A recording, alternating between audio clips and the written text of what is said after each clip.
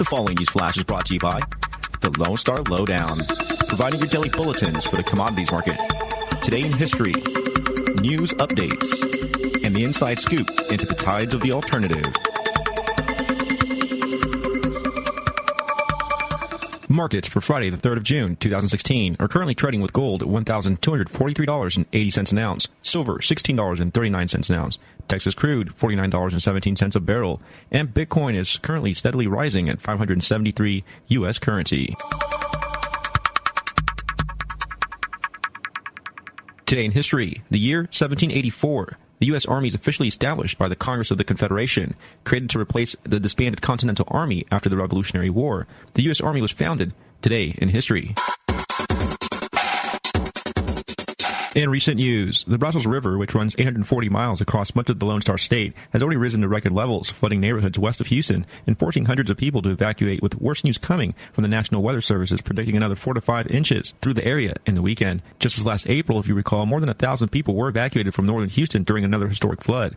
In Austin over the weekend, more than 2,000 inmates were evacuated from prisons in low-lying regions. Consider that just 2 years ago, the Brazos River had run dry in some places due to drought, but is now in an obviously saturated state. A flash flood watch is currently in effect for all of south central Texas, according to the National Weather Services, and a river flood warning is in effect for the Brazos River. At least half a dozen fatalities have been a consequence of these floods. In what could be some of the most eyebrow-raising endorsements for presidential hopefuls in the United States, the president of Venezuela, Nicolas Maduro, came out and endorsed Democratic Socialist Bernie Sanders on Tuesday, calling him our revolutionary friend, and implying that it is our broken political system as to the reason why Sanders is being marginalized. And that wasn't enough. North Korean state media, DPRK Today, published a column also released on Tuesday, which came out and endorsed Republican newcomer Donald Trump, calling him a wise politician, and stating that it turns out that Trump is not a rough-talking, screwy, ignorant candidate they say he is, but is actually a wise politician and pristine presidential candidate. As of yet, no authoritarian dictator has come out and endorsed Hillary Clinton, though some suspect this is due to many of them wanting to retain some level of credibility. In what could only be considered ominous omens, it seems that many black cats are crossing the American people's path to this upcoming presidential election. The Lone Star Lowdown is currently looking for sponsors. If you have a product or a service you'd like to advertise with us, feel free to give me a call at 210-363-2257. This is Rick Rohde with your Lowdown for June 3rd, 2016.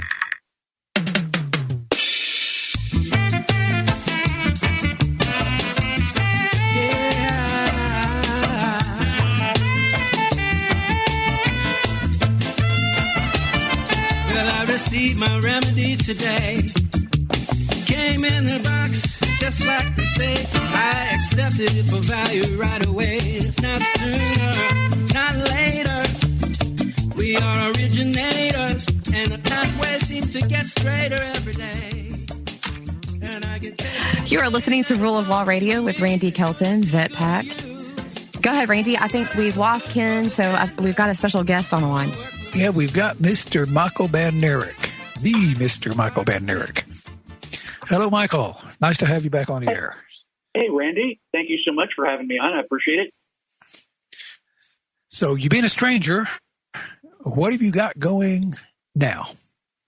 Well, I'm not any stranger now than I used to be, but I was up in Indiana for a long time taking care of my folks.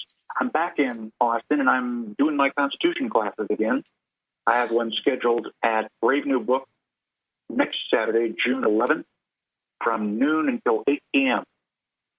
And I'm going to be switching it around a little bit. We're going to add some information about traveling without a driver's license. I'm going to hand out my last letter to the IRS if anybody's interested, and see if we can't answer the questions that people really want to have answered. Good. And, we were just talking about Trump with Gary from San Antonio. And he's an indication that the public is more aware of the government right now. So this is probably a really good time because people are really, really unhappy. The fact that we have a real outsider like Trump, and he got the nomination so early in the process, that should be a wake-up call to everybody that the public is not a bunch of happy campers. So this may be a good time for your constitutional class. Well, I certainly hope so. You're saying that he's kind of a canary in the coal mine, an indicator of worse things to come if we don't fix it now. Well, that's what I kind of take from Trump. I don't think anybody is going for Trump because of his position, because I really don't know what his positions are. He seems to just say whatever comes to mind at the moment. And the fact that the public has rebelled so strongly against the establishment, the established systems, both Democratic and Republican, I take this as a real good sign.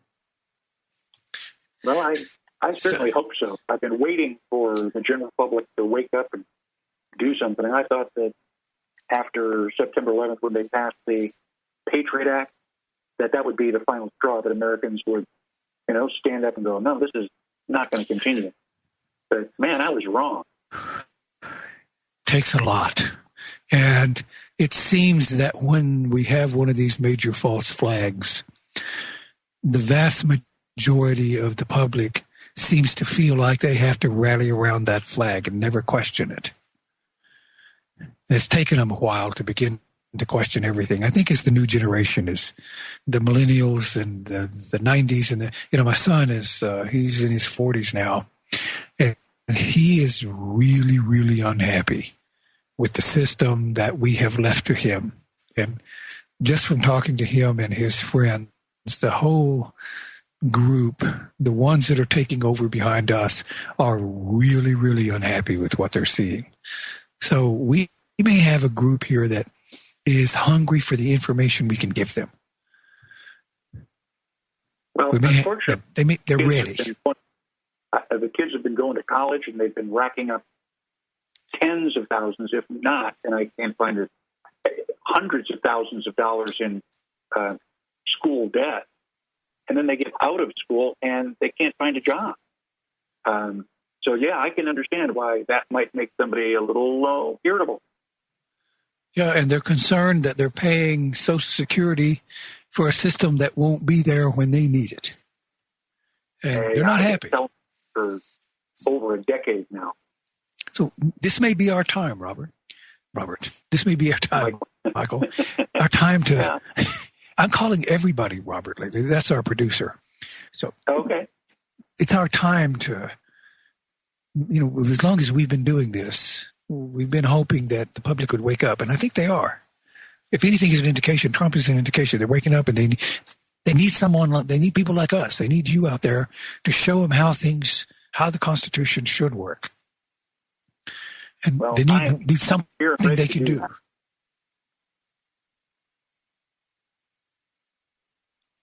No. Did we lose you, Michael? No, I'm here. Okay. I did have it. I'd kind of like to get your take on an issue that Vat and I were discussing on the break. Vat, will you tell us your take on what Target is doing? Okay, yes. So Brandy and I were discussing, hey, do you have anything that's going on with you right now that, we could talk about? And I said, well, there's always something going on right now. It's Target. Apparently Target's wanting to make their restrooms pretty much open to anybody. There's no men's restroom, women's restroom. There is a single family's restroom and then co-ed. So guess what? If you want to be a man and walk into what used to be the women's restroom with a 14-year-old girl and her mother, go right ahead, because that's okay in Target's eyes. And my personal opinion is that is so wrong. And that's coming from someone who can bench press more than me, who's a black belt in karate, would have little reason to fear a man coming in there. But this is wrong. For me, just the idea is just, I don't want my daughter going into a men's room. You mentioned human trafficking. Will you address that, Vic? Yes, actually, in Denton, it has been, they've actually found human trafficking. There was a girl that was taken from the restroom. She, they put the chloroform over the mouth and took her off. And luckily her mother was waiting outside for her, got worried and scared. And as she walked in, she saw two men walking out with this woman and just ran over there and noticed it was her daughter and caught them. But it's still going on right now. So how about this Target deal? Let's go ahead and open it up to where when a man walks into a women's restroom, it's not, oh my goodness, this is not right. It's, oh, well, they allow that now. So, if he claims he's walking out with his girlfriend, then I guess it's okay. Even though he could be walking out with his girl and she goes missing. I mean, this could create some serious problems. But they think, oh, no, transgender, this is what's the problem here. We need to allow transgenders to go over there and be able to go into a restroom without feeling uncomfortable. Do you have any idea of what the number of transgender persons in the United States is? No, I cannot seem to find an actual percentage. And I think that it is so low. Michael, you got a way we can challenge this? Well, it's a philosophical thing. We've allowed ourselves to be told that there are no absolutes. Nobody's got a correct answer. Everybody's opinion is equally valid. And we've allowed that to kind of seep into our national psyche. And now when they say, well, guys can go into here and women can go in there, and you're not allowed to challenge that, I mean, we know that it's wrong on a visceral level. I mean, that's why you pause in your middle of your conversation to go, what? But we've been kind of conditioned to accept whatever the general public is told. I mean, this is what politically correct is all about. You're obligated to toe the party line, whatever the general public wants, and you're the oddball if you challenge any of this stuff. So it's been a long psychological battle for quite some time. And the reason that they are winning this battle is because they've been fighting it for decades, and most of us didn't even know that there was a fight going on.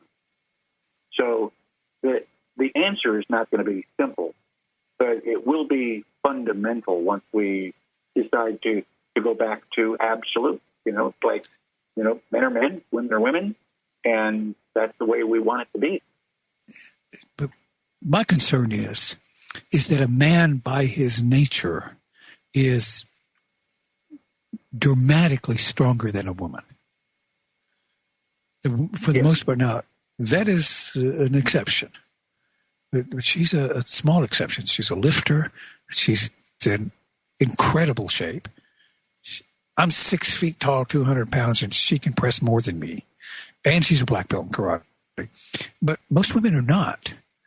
And I am, just by my physiology, very, very much stronger than a woman. And very few women would have a chance against me, even though I'm out of shape.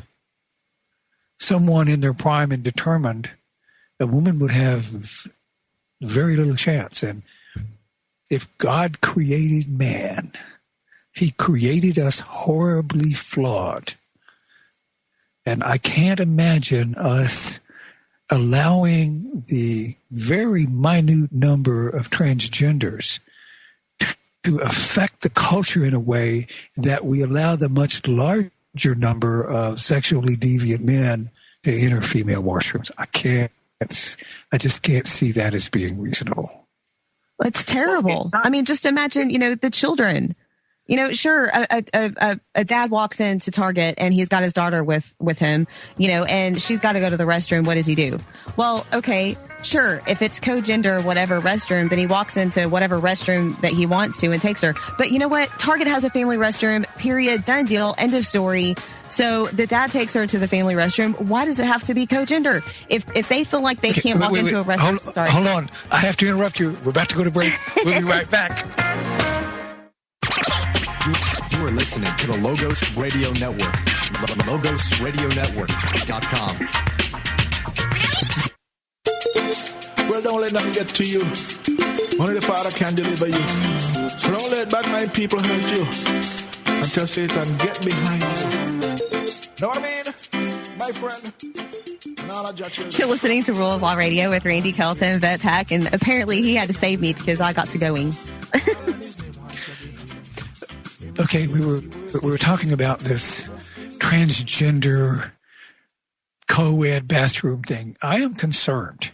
When this first came up, I I looked at it and I thought, this is not an issue. I mean, per capita, how many transgenders do we have out there? Like 0.3% of the population, 700,000 out of the whole entire United States, somewhere around there. Yeah, that's like zero. It rounds down to zero. And this has become a national issue. The transgenders are concerned about going into a male facility when they're dressed like a female. I guess they're concerned with homophobia, but homophobia it's disappearing from the culture. There are a few, but there's always going to be a few. Allowing that fear on the small percentage of transgenders to pressure us into letting all of this sexual deviance, and 99% of the sexual deviants are males. Unfortunately or unfortunately, we're the side that's screwed up in this regard. I don't want these guys in the same bathroom, the same secluded, closed-up area with my children and my wife and my female friends. I don't want them to have to deal with that kind of serious, incredible risk. I mean, transgender is a tiny little portion of the population, but sexual deviance is not so tiny. And even someone who's not otherwise sexually deviant, if they're marginal or borderline, this is not a place they should be. I totally agree. I mean, especially in Texas, where a lot of people carry guns.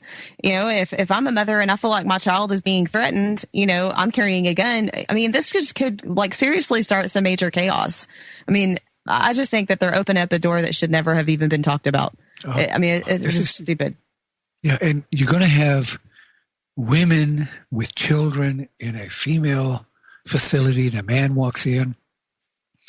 The likely, if the man is not extremely careful, he could get charged, he could get accused because the woman is so terrified of him.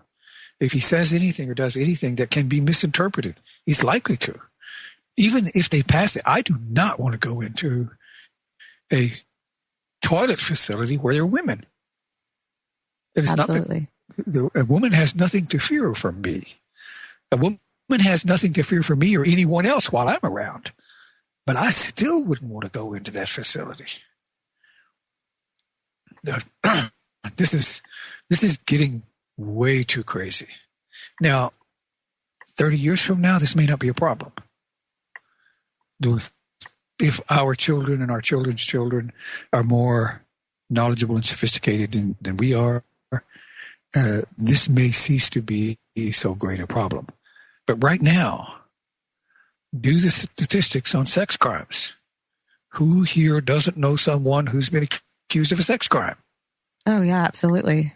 And how many transgenders do you know, Vet? I don't know anyone. Me either. I've never met one. I've met some transvestites, and they're pretty cool for the most part. But they're not transgenders.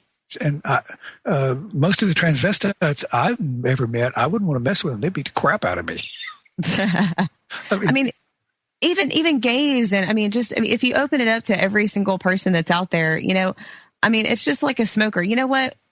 If you walk into a facility, you know you're not supposed to smoke. You know, you walk into a restroom, you know, whatever it is that God gave you when you were born is the direction that you're supposed to go when you go to the toilet, period. And, you know, I mean, I just don't understand why they have to go there.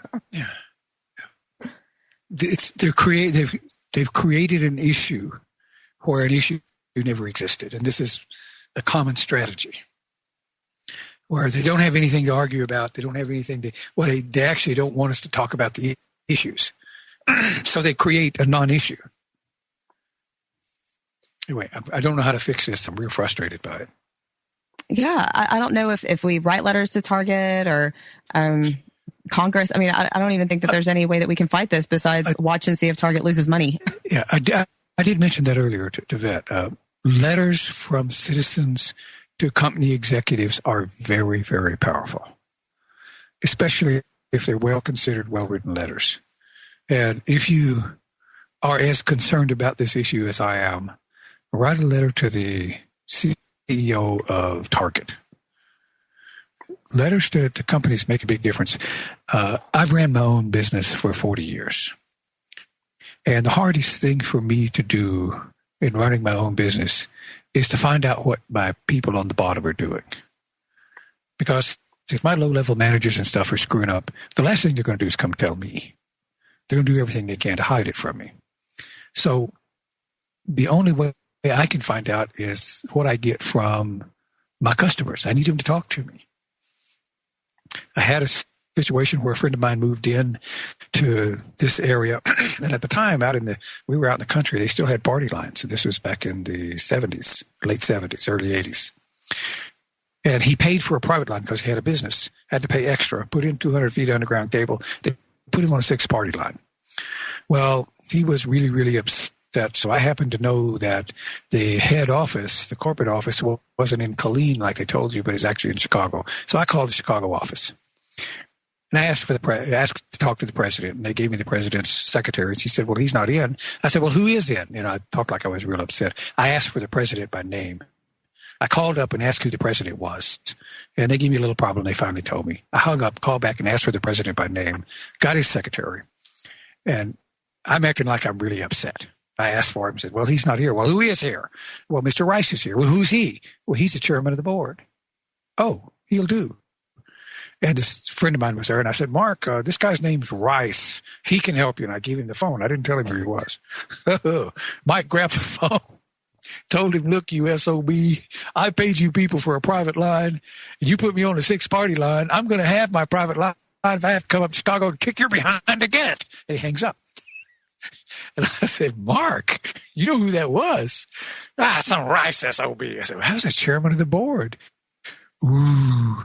The next day, I came over to Mark's house. I bet there were 200 guys out there. Up poles, backhoes, everywhere. 2 years later, I saw the head of maintenance for Sintel.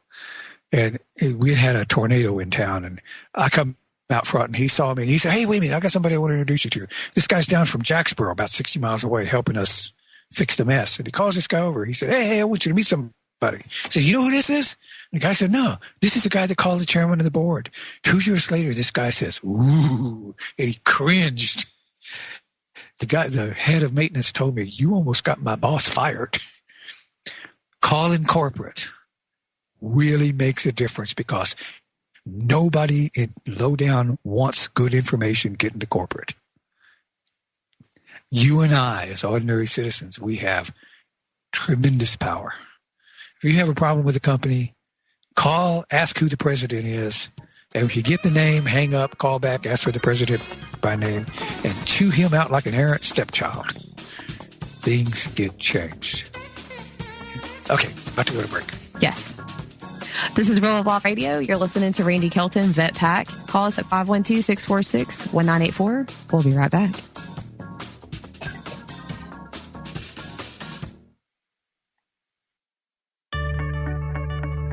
The brassiere, also known as a bra, is a 20th century fashion phenomenon. It can do wonders for your figure, but it might also harm your health. I'm Dr. Catherine Albrecht, and I'll be back with a life-saving tip in just a moment. Privacy is under attack. When you give up data about yourself, you'll never get it back again. And once your privacy is gone, you'll find your freedoms will start to vanish too. So protect your rights, say no to surveillance, and keep your information to yourself. Privacy, it's worth hanging on to. This public service announcement is brought to you by StartPage.com, the private search engine alternative to Google, Yahoo, and Bing. Start over with StartPage. They shape and lift and give a gal cleavage where none existed before. Bras are indisputable figure enhancers that make clothes look incredible on women. But could they also cause cancer? In their book, Dress to Kill, medical anthropologists Sid Singer and Soma Grismeyer point out that 1 in 7 women who wear a bra more than 12 hours a day contract breast cancer. If they also wear one to bed, their risk rises to a 3 out of 4 chance of getting the dreaded disease. If you want to avoid breast cancer, go easy on wearing that bra or skip it altogether. Reportedly, only 1 in 168 women who go bra-free get breast cancer. I'm Dr. Catherine Albrecht. More news and information at CatherineAlbrecht.com.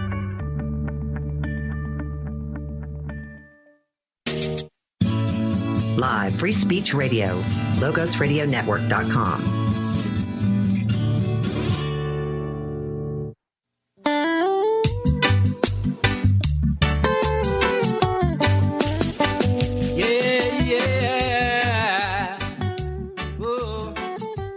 You're listening to Rule of Law Radio. We are back. This is Randy Kelton, Vet Pack, and I believe we are about to bring on Oliver from Tennessee. Randy, you want to go ahead and bring him in? Alrighty. Hello, Oliver. What do you have for us today? And just so you know, you have in the background the constitutional expert, Mr. Michael Badnarik. And he's there to make sure we don't screw anything up. Okay, go ahead, Oliver.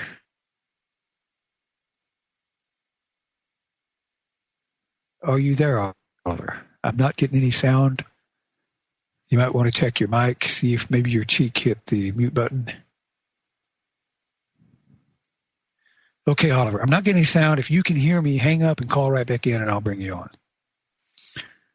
Okay, so we've kind of lost Oliver.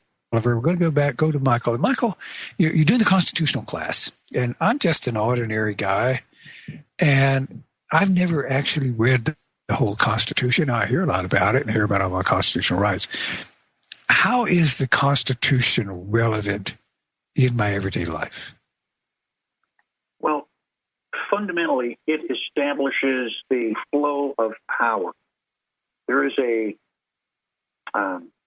concept that's been around since prior to the Magna Carta, that the creator is always more powerful than the created.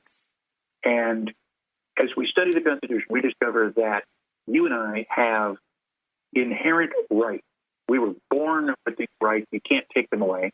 And we, when we created the government, give the government privileges. Privileges are temporary. They can be revoked. And when we study all the basics, when we study the history, we realize that the government works for us. We are in charge.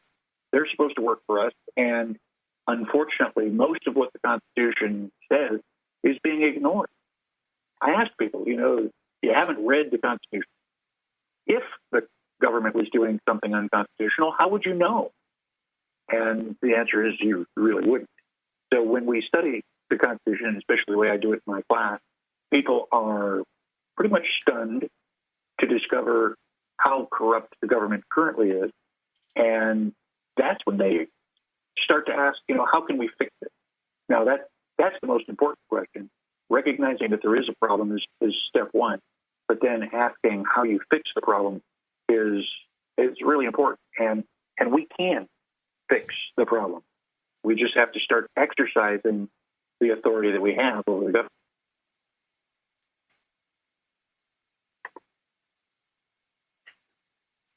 Are you there? Yeah, I just reached up and turned a page off on my computer here, and your voice stopped, and I was stunned. I was wondering if I shut you off. Okay, I was confused. Okay, so the Constitution grants privileges to public officials, and I'd like we have power, and we the people grant those powers to the government. Yeah, and I've been listening to what you've been saying, and it led me to a primary premise concerning what I do. And everybody who listens to the show all the time will recognize this because I talk about this a lot. And I say that when I walk into a courthouse, I am the baddest motor scooter in the building. And there's only one reason I'm the baddest motor scooter in the building. And that's because I'm nobody. I'm not a judge, a prosecutor, a clerk, a bailiff. They're all public servants. They're the servants. I am the master. And they are not to forget it. And this came directly from your Constitution course. It took a while for that to sink in, that the Constitution does not grant me any rights. I already got them. I got the right to do anything I want to unless I and my other masters have agreed that we will restrict ourselves in a certain way, and we made this agreement through our legislature and placed specific stipulated restrictions on my behavior. If there's not a specific stipulated restriction on my behavior, everything else is my right. The Constitution does not grant me any rights. I already got them all. It just specifically directs. That's a simple statement, but it's a really fundamental concept. And that's why I spend so much time on that concept, early in the class. Because, you have to truly understand where the power comes from. And unfortunately, we have been misled in so many ways that we don't believe it's the truth when we finally hear it. Yeah, and I've known you a long time, and it took quite a while for this to gel. I've been studying law and seeking remedy, and it took a long time for what I got from Michael's class to really gel in my mind. Wait a minute. I can do the dang darn thing I want to. It's the other side, the public official. He can only do what he is specifically authorized to do. I just went down to the federal court and I took a criminal complaint against a federal judge to the clerk. And I said, I need you to get to this to a magistrate. And he said, well, you have to take that to the U.S. attorney. I said, where'd you come up with that? I haven't seen anything that says I have to take a complaint to a U.S. attorney. Well, that's how it's all done. I don't care how you guys do it. I'm not one of you guys. You're all public servants. I am the master. And as the master, we do it the way I say, unless the law specifically stipulates something else, and I can't find anything. The way I read the law, everything goes to a magistrate, where you have law saying something else. Well, this is our procedure. I don't care about your procedure. You follow your procedure. I don't have to follow your procedure. Does that make sense, Michael? It makes perfectly good sense. I love the sound of that. But it is so contrary to what most people have been taught that, they think that you got to be making this up, but there's got to be some caveat or some fine print that makes that not true, and it's not. We do have that level of authority, and the only thing that is required for us to restore the proper order of things is to begin executing and that authority, to take that responsibility and believe that we have it. Yes. And I've been doing the show quite a while, and the last 2 years or so, the people who's listening to the show, you'll begin to notice that I don't have so many people calling in saying, "Oh, they're doing horrible things to me. What can I do? What can I do?" What I'm getting more and more is, okay, I beat them up this way and I beat them up that way. Now, how can I beat them up some more? It is very fulfilling to have people calling me with really sophisticated questions on how they can move further. I don't get anywhere near as many calls from people who are just starting out. We have a lot of people out there who are beginning to get it and understand it and are taking these people on. Hang on, about to go to break. Randy Kelton at Vet Pack, Rule of Law Radio, here with our special guest, Mr. Michael Badnarik. We'll be right back. Easy.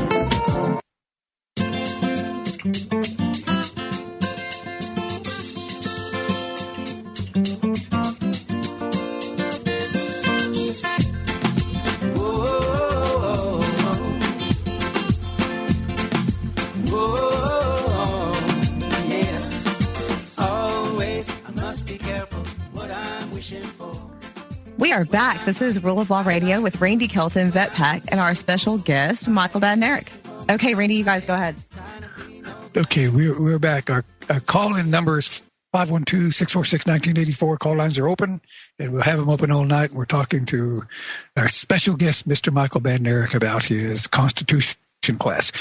Now, Michael's been doing the class for a long time, and I've been doing legal research for a long time. And when I first went through his class, I've been doing a lot of research, and I thought I kind of understood what was going on. But after going through his class, he dramatically changed my perspective. And, anyone who listens to the show a lot, you'll if you've listened for a while, you'll recognize how what I'm doing has evolved over the years. And one of the primary things that I've evolved into is this concept of the master and the servant. And it's probably for you and I, as a way of dramatically affecting the system under which we live, is the most important concept that I've developed. And this came right directly out of Michael's class. This idea that you and I are I don't like to say sovereigns, because we're really not sovereigns, because sovereigns have subjects. We don't have subjects. But we are the masters of our servants. That was the best set of terms I could come up with to describe this relationship. They are all my servants. When I go into a courthouse, I have two hats. Judges all have two hats. They've got a judge's hat and they've got a magistrate's hat. If certain things happen, the judge takes off his judge's hat and he puts on his magistrate's hat. Well, I go in as a litigant, either a defendant or a plaintiff, and I go in with my litigant's hat on. Unless one of my public officials steps outside one of my legal lines, in which case it's my duty to take off my litigant's hat and put on my master's hat and act as the master of my servants. I have all of these servants that I, along with all of my fellow masters, have empowered to do certain things. And it is important that we act like the master. The master doesn't wait until his servant has done something horrendous before he stands up and redirects him. I like to think of this in terms of my grandkids. I love my grandkids dearly. But if one of them runs out in the road, well, I'm fixing to tan his hide. If he just runs toward the road, I'm going to tan his hide. I'm not going to wait till he gets out in it. And it's inappropriate for us to wink at our public officials' discords. And one of the ways I explain how we got into this horrible mess we're in is that our public officials, over a period of time, made a number of adjustments toward administrative convenience and adjudicative expediency. Wow. To the point that when you look at the practice now and compare it to the code, they don't look like anything like each other. So the question was, how the heck did it get this way? It got this way because the first time one of our public officials made a minor adjustment toward administrative convenience or adjudicative expediency, we didn't rail in righteous indignation and jump up and down and force them back inside the letter of law. We sat back and, to quote Shakespeare, winked at their discords until we've reached the point to where every step is presently practiced in the criminal justice system. The state of Texas is not only wrong, it is very specifically against particular law. You read the code, you look at the practice, you think you've stepped through the looking glass. You can't blame our public officials for this mess. This is our fault because we didn't provide them the same kind of oversight we ask them to provide for us. We ask them to hold us to letter of law, to protect us from our own distraction, from our own willingness to be incautious. So that was the term, I guess, expediency. Something that stood out in my mind is I used to drive to work down a little blacktop road that ran into a T intersection. And it was out in the middle of nowhere. Two blacktop roads come together, one lane, both directions. And there was a stop sign there. And I knew the only reason they put that stop sign there is so they could have a sheriff's deputy sitting there on the other side waiting to write me a ticket. I pulled up to that stop sign, and the only reason I stopped is because I was certain there would be a cop over there waiting to write me a ticket. I stopped. I looked one way to my left. I looked to my right and started to pull out, and this truck blasted past me. And I was astounded. I had no idea he was there. I put the car in park, got out, walked out in the road. And when I looked down the roadway, it looked like I was sighting down the road, but it actually turned back to the left just a little bit just enough so it hid that truck behind the leaves. I thought I was looking down the road, but I was only seeing half of it. If that stop sign hadn't have been there, I'd have pulled right out in front of him and he'd have killed me. There was a hazard there that was not apparent. And that stop sign was warning me, there is a hazard here. Don't ignore me, or you might die. Well, I didn't obey the stop sign because I thought I might die. I obeyed the stop sign because I thought that dirty, rotten cop would write me that annoying ticket. Well, we need to change our perspective and understand that, for the most part, we've put laws in place to protect us from our own distraction, from our own excesses. And we've asked the police to enforce those laws to keep us from doing stupid things that'll get us hurt or cause us misery. We ask our police and our public officials to provide us that service, and we did not return the favor. This is why the police are under such scrutiny right now, because we did not do our job and police our police. If we want a good, effective police system and government, we have to stand right on top of them and be the CEO, and do not let them step across our legal lines. It's much more powerful if you go after someone for something that is seemingly minor. I requested to challenge the grand jury pool in the county I live in. Prosecuting attorney said, Mr. Kelton, do you expect to be indicted? I said, no. Well, then, you mind if I ask, why do you want to challenge the pool? Because I can? Oh, okay. So I go to challenge the pool. The judge impanels the grand jury without giving me opportunity to challenge the pool. So he comes down off the bench, and I tell him, Your Honor, you need to call the grand jury back in, disband the grand jury, re-impanel the pool so that I have opportunity to challenge the pool.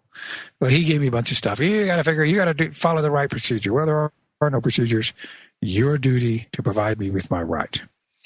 Well, Mr. Kelton, you'll just have to figure out how to do it. And I said, well, we'll have to see what Travis County has to say about that. You threatening me? And he called the bailiff over. Mr. Bailiff, arrest this man. He just threatened me. And the bailiff put his hand on my arm. He touched me. And when he did, I looked down at his pistol. I said, Mr. Bailiff, I see you're wearing a pistol. Yes, Mr. Kelton, I am. Tell me, Mr. Bailiff, is that pistol loaded? Yes, Mr. Kelton, it is. And the judge got it. And he said, Mr. Bailiff, you can stand down. That this won't be necessary. Sorry, Bubba. That bell's already been rung. The bailiff touched me while prominently displaying a deadly weapon at the direction of the district judge in order to prevent me from exercising a right. 2202 B2A Texas Penal Code makes that a first-degree felony, 20 to life. But the bailiff didn't commit it. The judge did. As respondeat superior, he assaulted me with a deadly weapon. The bailiff was the deadly weapon. I charged him with the grand jury, first-degree felony aggravated assault, for having the bailiff touch me. There's no way I'll get him indicted for that. That is so crappy. But the judge had to spend 30 days wondering if he was going to get indicted. This is our job. This is how we fix this kind of garbage. I also charged the Texas Ranger with criminal conspiracy because I gave it to the Ranger and he followed Texas Ranger protocol and gave it to the prosecuting attorney who refused to touch it. So I charged the Ranger and the Director Department of Public Safety with felony conspiracy to commit. And they had to wait 30 days to see if their careers ended. This is our job. Don't wait until they do something really horrible. Sting them the first time they step across a legal line. Be the sovereign. Be the CEO. Do I sound like I'm preaching, Vet? A little bit, yeah. I was getting ready to cut you off because we have to take a break. All right, you are listening to Rule of Law Radio. This is Randy Kelton, Vet Pack. We've got about an hour left. You guys give us a call, 512-646-1984. We'll be right back.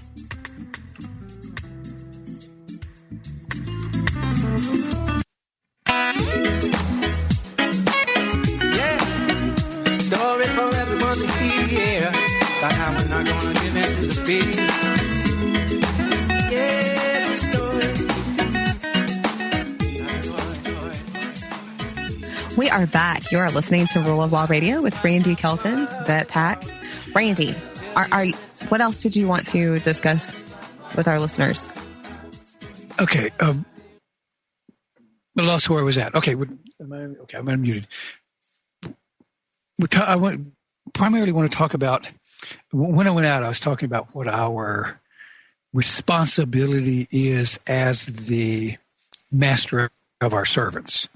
And I wanted Michael to kind of address not how we're authorized by the Constitution to do that, because it doesn't do that at all, but how we stand as the master behind the Constitution.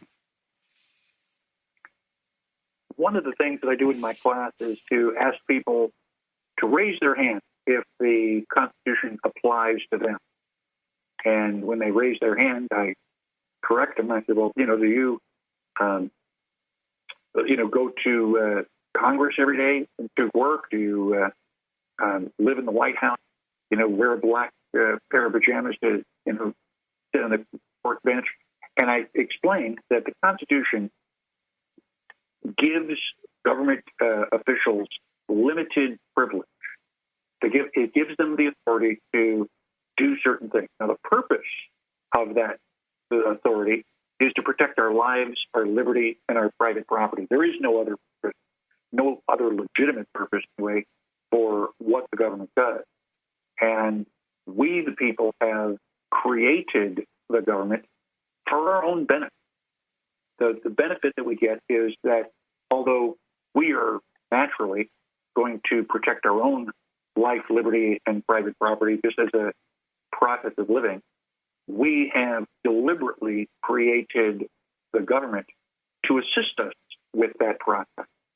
And if the government is doing anything other than defending our life, liberty, and property, then it's not valid. The government's not supposed to be doing that. So it's a real fundamental concept. And if you don't understand that fundamental concept, then you're going to allow yourself to be misled by the government. And the government is going to tell you, for their own benefit, that you have to do this, you have to do that, you have to get a driver's license, you have to pay your taxes, you have to, follow all these instructions that we've invented, and we're just going to take it for granted. Now, I also point out that the government does not have unlimited authority. Assuming the government came out and said, okay, you have to get down on all fours and bark like a dog. How many people are actually going to do that? Now, I'm sure your listeners are going, oh, that would never happen to me. I would never do that. But I think that people would be surprised, generally. They fall under government authority by simply doing exactly what the government has told them to do. Look at everybody that goes to the airport.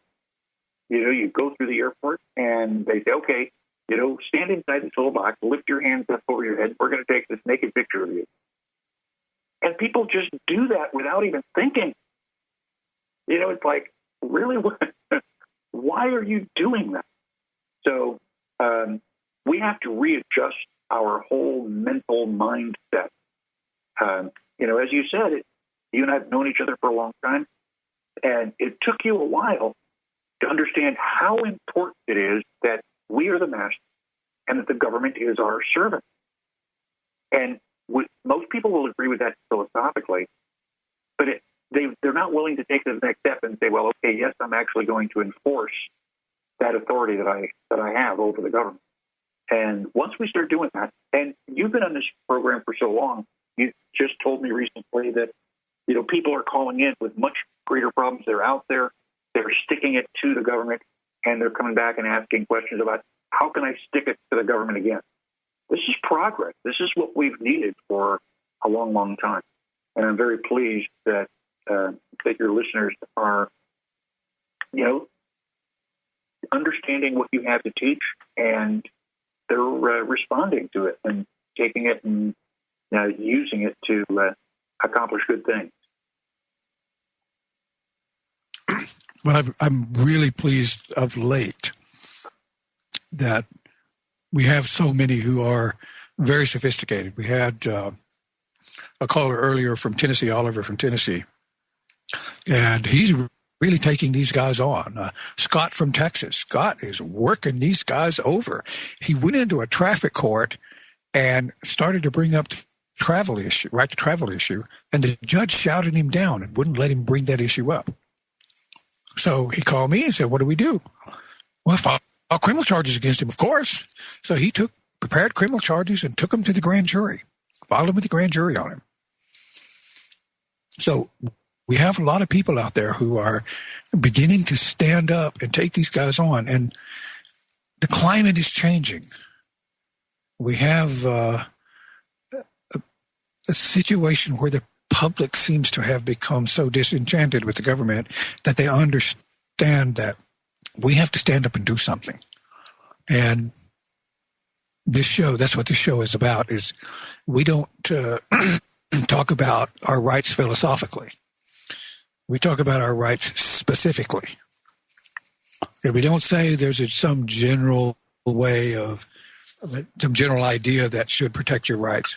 No, we say, do these things and protect your rights. Take these actions. And people are beginning to get it. And it's very fulfilling that we're getting a lot more people who are willing to stand up and be the masters the way the Constitution intended us to be.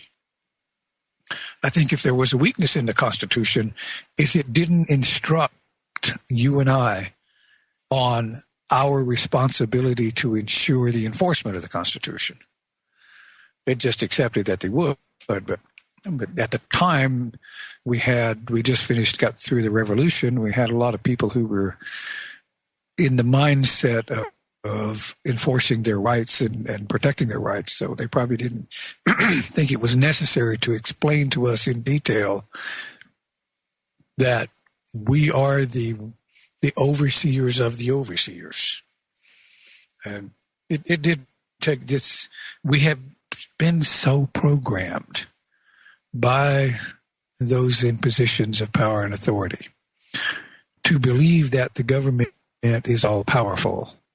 And this started in grade school, that we were forced to go to a government-mandated school system for some 12 years.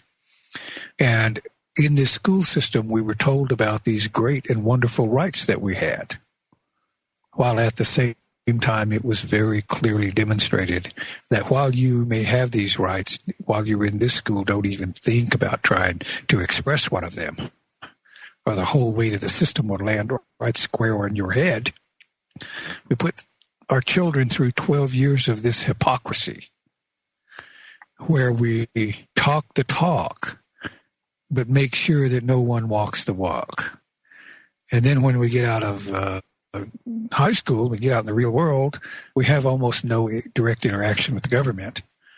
So when we do have an interaction with the government, the only behavioral set that we have to draw on is what we learned in grade school and high school. And the whole purpose of this show is to change that mindset. I went to a court with a friend of mine just several years ago. He had a traffic ticket, and I went with him. So I had a different perspective because I didn't have a dog in the hunt. And I'm watching all these people. There was this one individual, older man, very well appointed, really expensive suit. And he was clearly a CEO or a high-level management. We go into court. They called him up first. He stepped up in front of the judge holding some papers, and the papers were vibrating in his hand. He was visibly shaking. He could barely speak. And I thought, what in the world is going on? And then it occurred to me, this guy is standing in front of the principal. He went to 12 years of grade school and high school, being subjected to this hypocrisy, got out of school, went to work in the real world, and had no real interaction with governmental officials. First time he has any interaction, he gets a ticket. And when he steps up in front of the judge, what behavioral set does he have? What tools does he have for dealing with these kinds of officials? He has the tools he learned in grade school and high school. And I want to say, hold on. You are not a student being sent to the principal. You're the parent. Going to the principal, want to know what in the heck are you doing to my kids?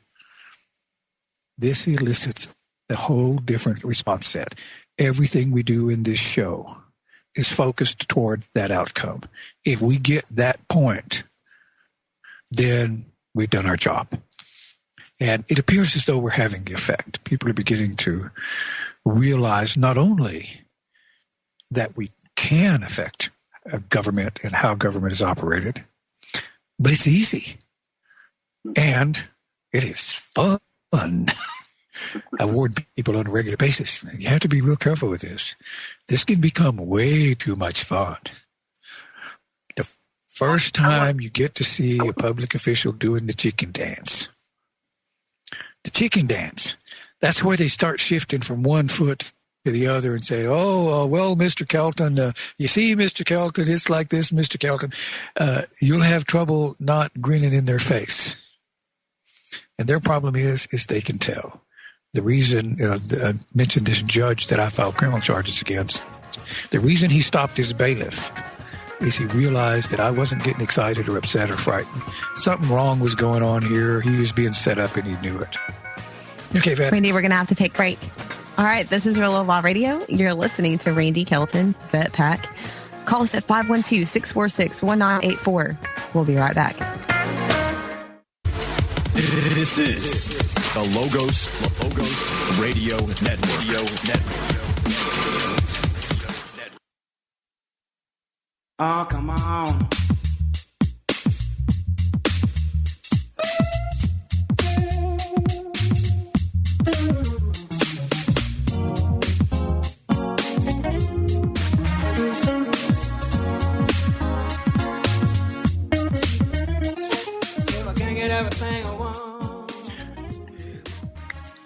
You're listening to Rule of Law Radio. We are back with Randy Kelton, Vet Pack, and Michael Badnarik. Randy, I think you wanted to ask him a couple of questions. Yes, Michael, can you kind of give us a synopsis of your constitutional class? The first 2 hours of class is basically philosophical. Before we can understand the Constitution, we have to understand why we have any government at all. And I go through a scenario where, everybody's upset with the government. Nobody is happy. It's like, well, okay, why don't we just get rid of government altogether? We'll just eliminate the government. And, people get really nervous about that. Nobody wants to have anarchy. And I said, well, okay, if you don't want anarchy, we have to have some form of government.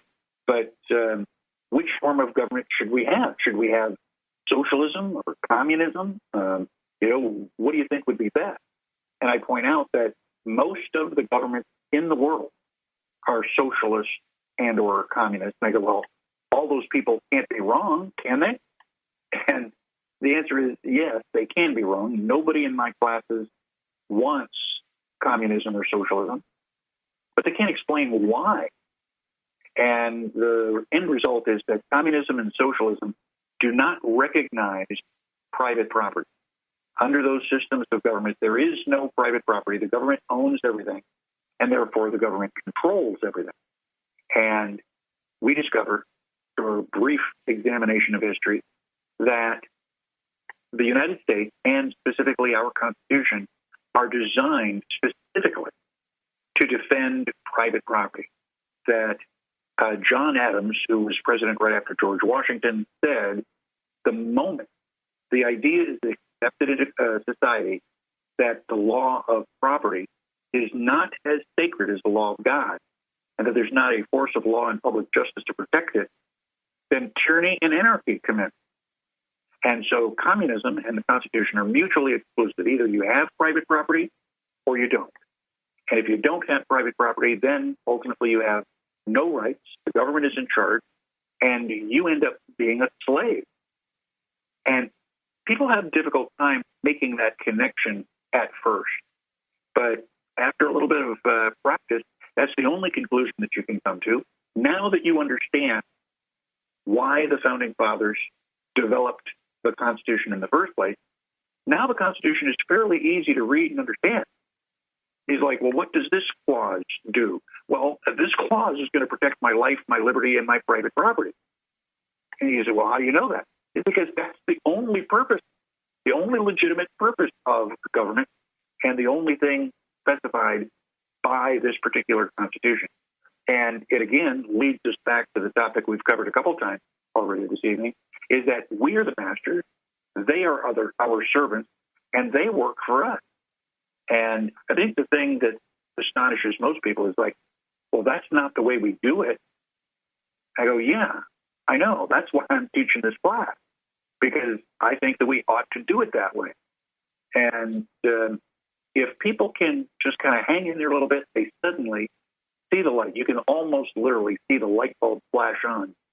And then all of a sudden, they are highly motivated. It's like, well, okay, now that we know the answer, how do we make this happen? And it's like, okay, fine. Now I've got your attention. Let's talk about traveling without a driver's license. Let's talk about writing a letter to the IRS going, I'm sorry, gentlemen, it doesn't apply to me. So it affects our lives in profound ways, but you have to understand what those principles are. And that's what I try to give in a deep, thorough understanding. I'm glad you brought up the traffic issue.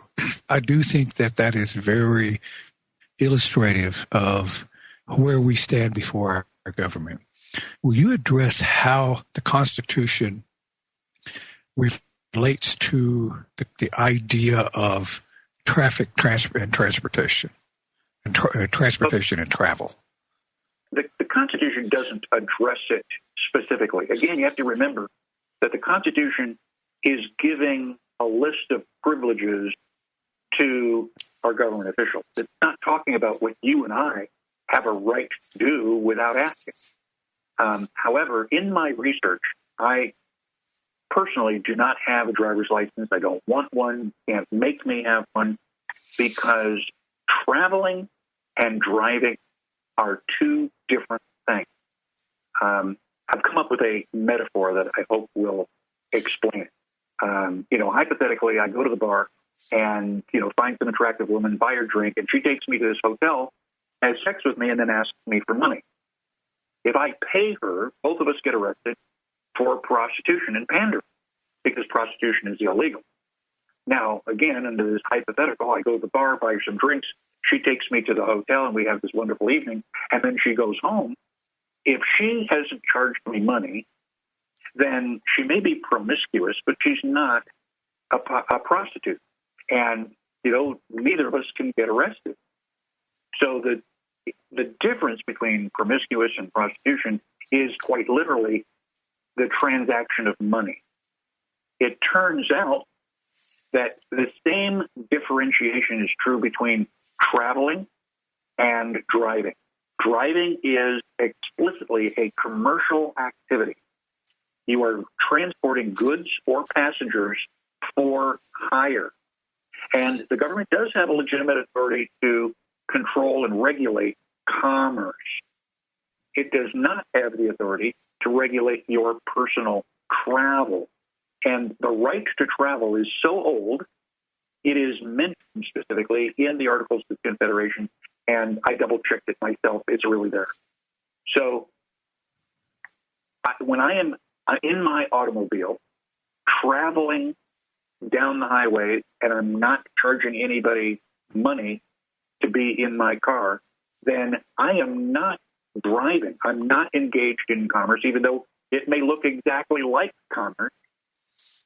It's not. There is this legal distinction, and my plan is to continue to travel, exercising my right to do so, inevitably. I mean, it's just a matter of time before one of our, police officers in Texas, for whatever reason, decides to pull me over.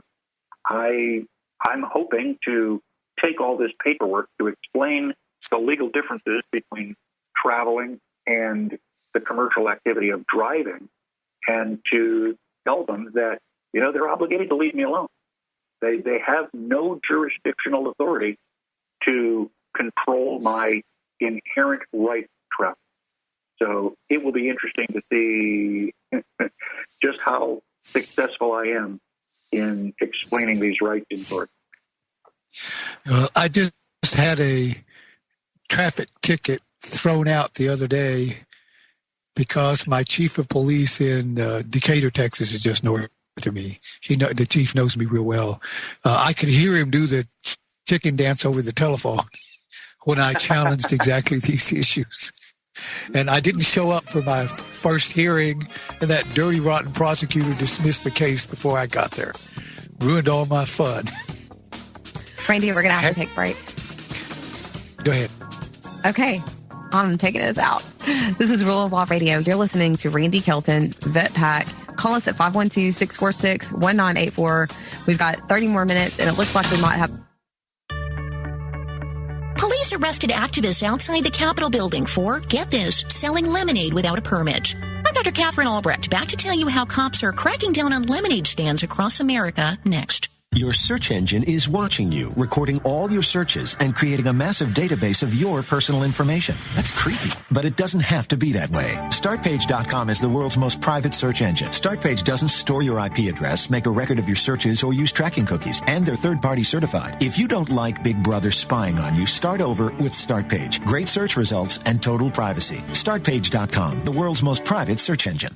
As far as I know, nobody's been punished on Wall Street yet for the 2008 crash. Instead, police have been putting children's lemonade stands out of business in 7 states, including Texas, Georgia, and Maryland. Kiddie lemonade stands, the nerve of those hardened criminals. To make a point, activists set up a 10-cent a cup lemonade stand on the lawn of the Capitol building. Cops monitored the Lemonistas with binoculars, then arrested the group on charges of vending without a permit. Thumbs down to the sour-faced cops who handcuffed the protesters. And long live lemon liberty to the sweet demonstrators on the right side of freedom. I'm Dr. Catherine Albrecht. More news and information at CatherineAlbrecht.com. Trails. You are listening to the Logos Radio Network. LogosRadioNetwork.com.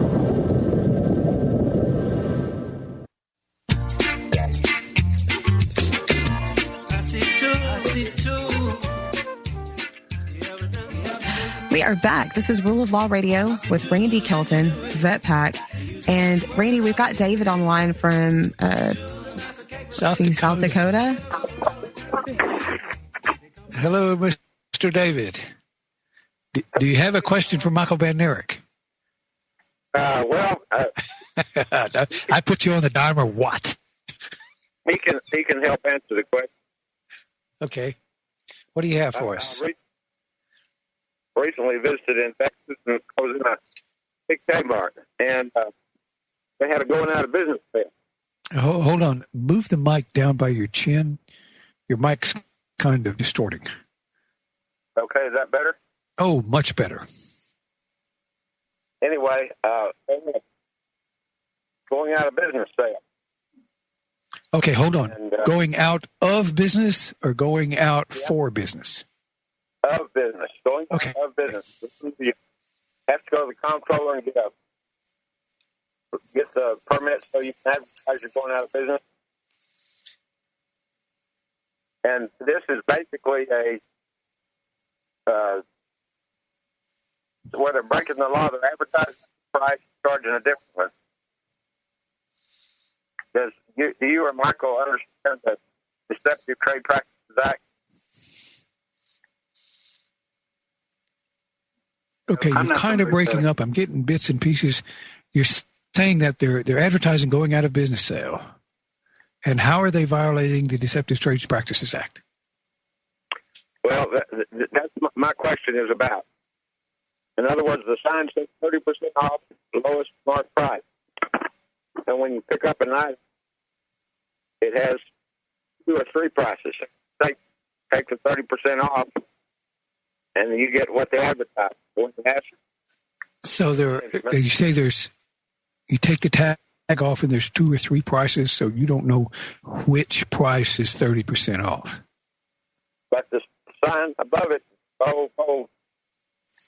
says 30% off lowest mark price. You follow me? 30% off lowest mark price? Okay. All right.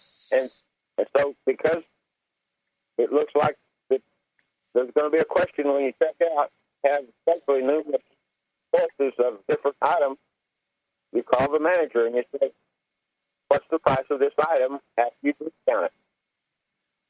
And she says this price is, and he keeps his middle value, not the lowest, like the sign says. Wait a minute. I'm having a terrible time understanding you. Your mic is booming. It's just way too much gain. Can you move it down away from your mouth a little further? Yeah, just a second, Randy. Let me.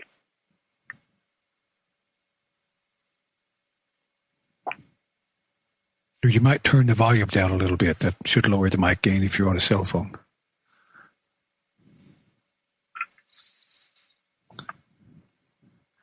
Okay, so this is a Deceptive Trade Practices Act. Let me just kind of make sure I understand where we're at.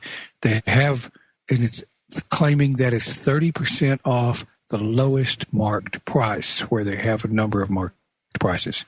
Am I correct in that part?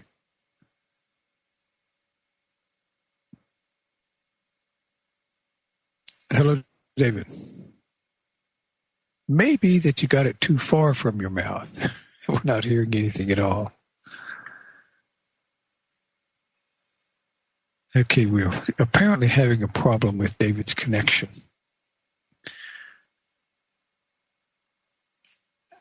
No, we're not getting anything. Okay, David, what you might try is hang up and call back in. You're the only caller on the board, so if you call back in, we'll take you right away. Try something first, Randy. Are you there? Okay, now I can hear you. Okay. Here's what happened. So I took her, when she gave me the price, and I continued to shop.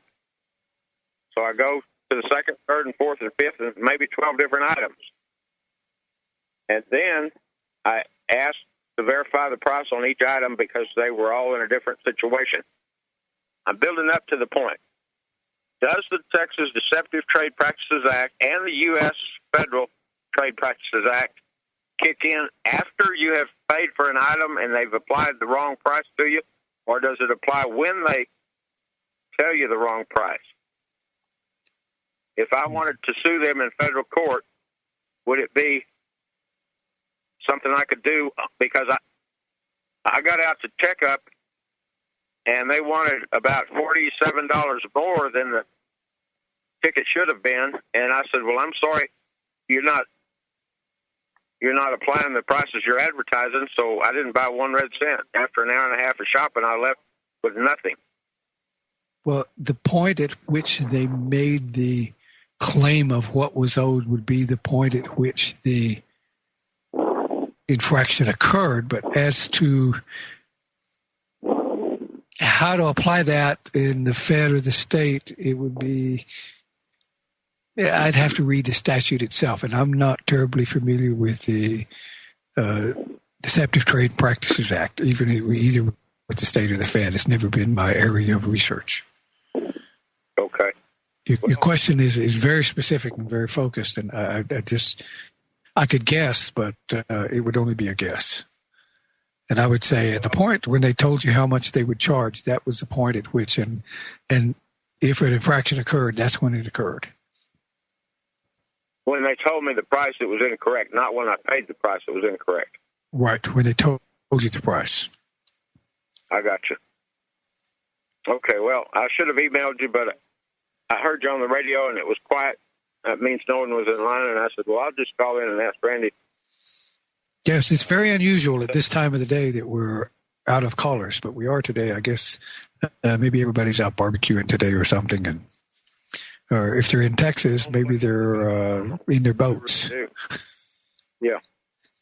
The other thing, Randy, because Texas gives an agricultural exemption for if you're a property owner where you either cut and sell timber or raise agricultural products, you can get a exemption number from the state of Texas, which means you don't pay sales tax because you're creating product. And Texas is a agricultural manufacturing established state, and therefore they give us breaks when we produce farm products.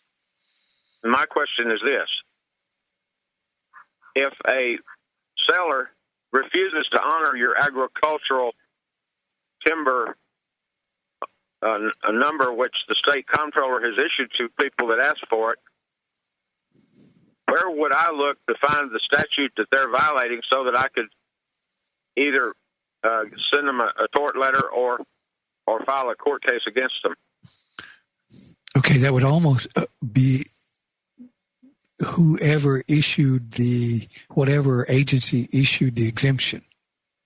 That's the state comptroller. So I should go back to the comptroller and say, what are my legal outs when someone refuses to honor this exemption? Yeah, I would say absolutely the comptroller, because he's the one who would collect these taxes.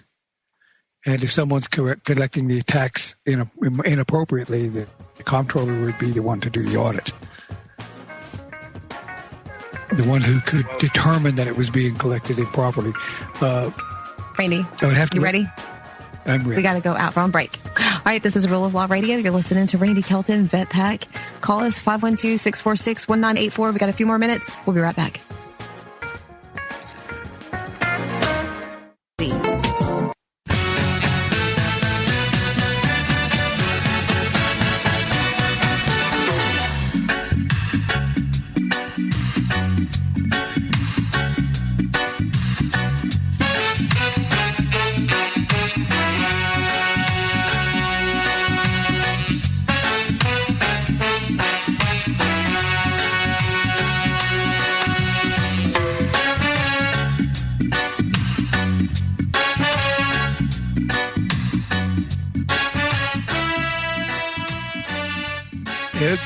All right, we are back. This is Rule of Law Radio with Randy Kelton, Vet Pack.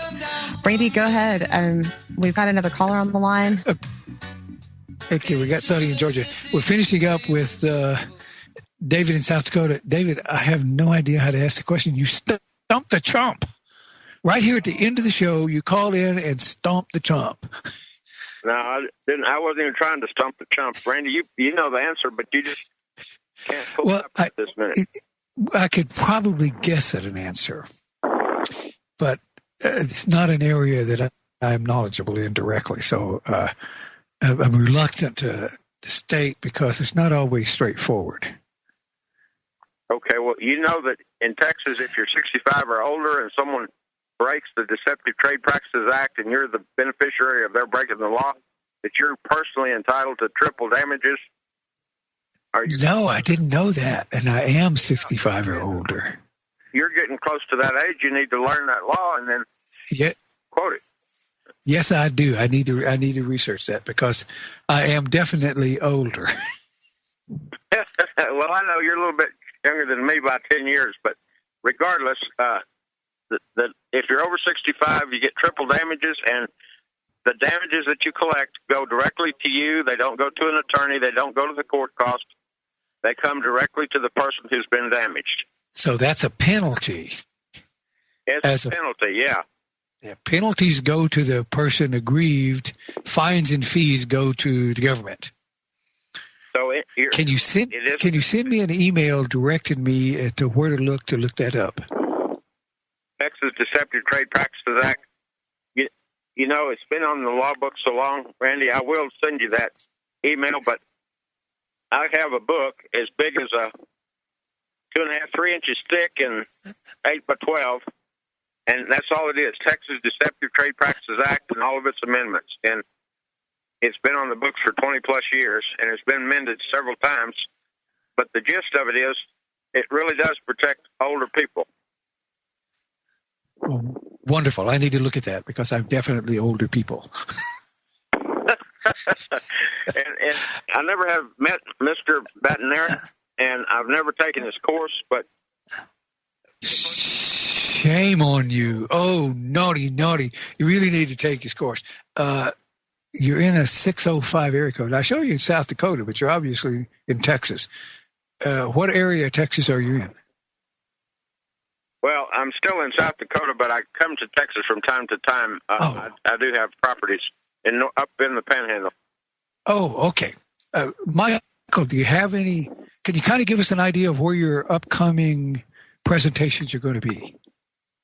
I have a presentation in Austin a week from tomorrow, another presentation in Fort Worth 2 weeks from tomorrow, and in July 9th, I'm going to be down in Florida with my Robert Scott Bell, and we have a weekend planned. On Saturday, I teach my Constitution class, and on Sunday, we go out to the gun range, and we learn how to defend our rights physically out at the gun range. So it's going to be a really fun weekend learning about your rights and learning to defend them. How to defend your rights with extreme prejudice? Yes. Which is Michael, my favorite go ahead way. and tell everybody what your website is in case someone wants to go and they want to find out exactly where you're going to be. My website is constitutionpreservation.org. Make sure you don't type constitutional because that'll take you someplace else. Just constitutionpreservation.org. Anybody has any questions, they can call me at the number there on the website. Preservation.org. Okay. All right. Okay. Thank you, David. You've got 2 more callers and 6 more minutes. Let me get off your ear, and thank you for your time, Randy. I appreciate it. Thank you, David. Okay. Now we're going to go to Sonny in Georgia. Hello, Sonny. Hey, Randy. How are you doing tonight? I'm doing good. Good. But I'm knee deep in water. We're going to change our bumper music to "How High's the Water, Mama?" Well, the water is kind of high in Georgia in a different respect. I've got an original service document that I put in the record with a motion for default. And okay, wait a minute. Service document. What does service document mean? It's the process service document. Oh, okay. Proof of service. Okay, what did they serve on you? Well, I served it on Deutsche Bank. It was a quiet title action. It was a quiet title action attacking the deed under power. Did Deutsche Bank answer in a timely fashion? No. They've been in default since April the 4th. Have you moved for no answer default? Yes, I have entered that motion, and I included the original proof of service with that motion. The problem is it's disappeared from the record.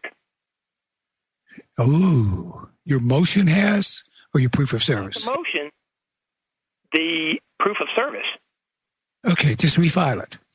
And if that's not necessarily an issue, just refile it as an attachment to the. What did you file in? Did you file a motion for default judgment? Yes. Okay, just file it as an attachment to the default judgment. You could go after the clerk and raise a big stink about it, but that's a side issue. Your primary issue is getting your ruling. So you just refile it as an attachment. Okay. I just wasn't sure who would be responsible for that. Clerk of the court, do you have a stamped copy of the one you filed? I do have a stamped copy of actually I have 2. I had 4 of them stamped. They got the original motion, and I got 3 copies of the motion. And all of them stamped? All of them stamped. I sent one to the defendant. Wait, hold on. Is the affidavit attached to the motion, and did they stamp the affidavit? I did not have an affidavit. I had a verification, which may serve as the same thing. I'm sorry. You just certification of the document that's missing. That was not stamped. They did not stamp the return of service, that return of service form. Oh, they normally don't.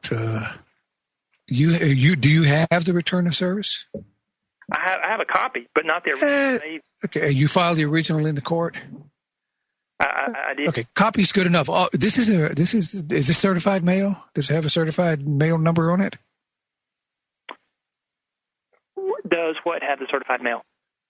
your certificate of service? Okay, for those who don't know what we're talking about, when you file something in the court, you have to certify to the court that you served it on opposing counsel or opposing party. And generally, you always, when you serve something, you do it by certified mail, because you'll get a certified mail number. And with that number, you can go back to the U.S. Postal Service, and they can give you tracking on where it started and where it ended up. So the Postal Service can establish that the document was actually delivered. So all you need is a certified document number. Well, this was served by a process server in California. Okay, then get a copy of the report that the process server filed with the court. Or did they say whatever the process server sent to you? Then and just have them send you another one. If it was sent by a professional process server, that won't be a problem. The process server will authenticate that it was served. Perfect. Yeah, but a live human being always works. Okay, we are out of time. This is Randy Kelton, Vet Pack, and Vet Pack's going to take us out. Thank you, Michael, for being with us, and we hope to have you on more often. Go ahead, Absolutely, Vet. I agree. You guys have a great night. Try to stay dry. Make sure you buy a boat, get you some oars, something so you can live and make it home out there, all right? So have a good night. We'll see you next week. Randy Kelton, Vet Pack. Dangerous.